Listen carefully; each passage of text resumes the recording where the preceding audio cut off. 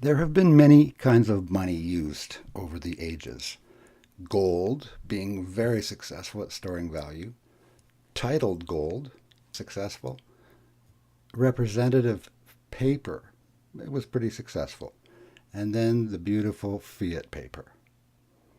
Now, besides these four examples of money, we have used many different kinds of things. The best is if they're rare, such as we've used shells, sticks, string money, tulip bulbs, coins.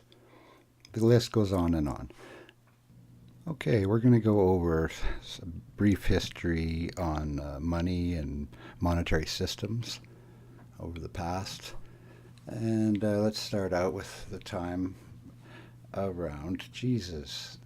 At that time, there was a silver coin used, lasted for many years. The coins have always been quite successful. A lot of them lasted up to 300 years before they were totally debased. And that's a good example of a physical commodity currency. Other coins were being used in Europe in trade, and also different trades had joined together to protect their shipping and exchanging of goods. Of course, there was the barter system. That was the prime system that is always, even today, going on, largely traded in flints and tools, later in cows and grains, back to the year 1024. This was the first time that a paper money was ever tried as a means of currency. Now, this was introduced by the Song dynasty, and having invented the print type system, it enabled them to print the currency. This currency was originally backed by gold, silver, and silk, and was very strictly controlled. This money lasted for 44 years before the inevitable overproduction of songs, in this case.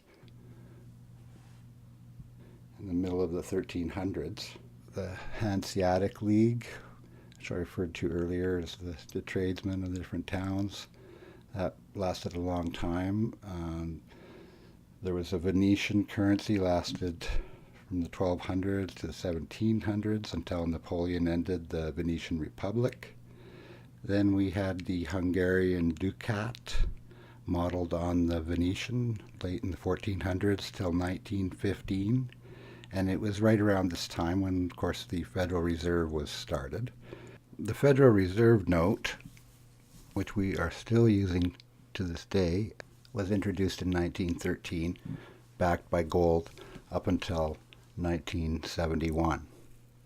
At that point, they removed the gold backing because there was too much money printing going on. Now, according to Aristotle and Doug Casey, anything that functions as a store of value and a medium of exchange can be considered money. There are 6 essential characteristics that a successful money must have. And when we come to Kinesis, there's actually a 7th characteristic that we've added, and that would be yield. Just quickly going over the characteristics. Firstly, money must be something that is rare. It must be durable. It must be divisible. It must be consistent. It must be convenient. And it must have intrinsic value. These are all conditions which are met by the new Kinesis currency system, with the addition of one incredible and logical progression of money.